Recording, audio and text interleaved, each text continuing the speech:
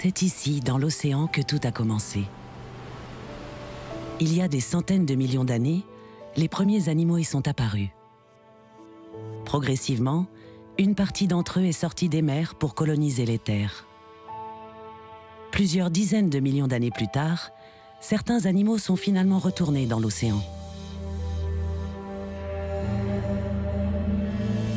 Ces créatures nous fascinent, en particulier les baleines, les cachalots et les dauphins. C'est sûrement parce qu'ils sont des mammifères comme nous et communiquent entre eux de façon élaborée. Ils font partie du grand groupe des cétacés qui compte 80 espèces de mammifères marins.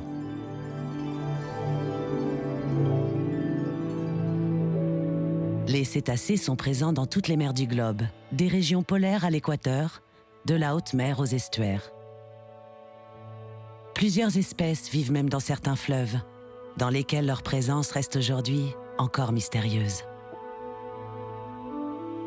C'est le cas du fleuve Amazone, en Amérique du Sud, où vit l'un des derniers dauphins d'eau douce. Dans ce paradis sauvage vit celui que les Amérindiens appellent le roi des eaux sombres. Un dauphin rose hors du commun, auquel ils attribuent même des pouvoirs magiques.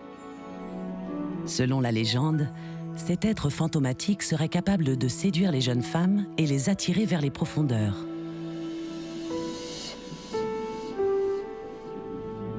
Protégé par ses superstitions, le dauphin rose, avec ses 2,50 m de long, a longtemps régné en maître incontesté sur le fleuve Amazone. Les paléontologues sont parvenus à retracer l'histoire d'un grand nombre de cétacés et à identifier les liens qui unissent les différentes espèces entre elles. Dans l'arbre généalogique des cétacés, le dauphin rose d'Amazonie reste un mystère, un être à part. Très différent des autres dauphins, les scientifiques n'ont pu le classer dans aucune famille.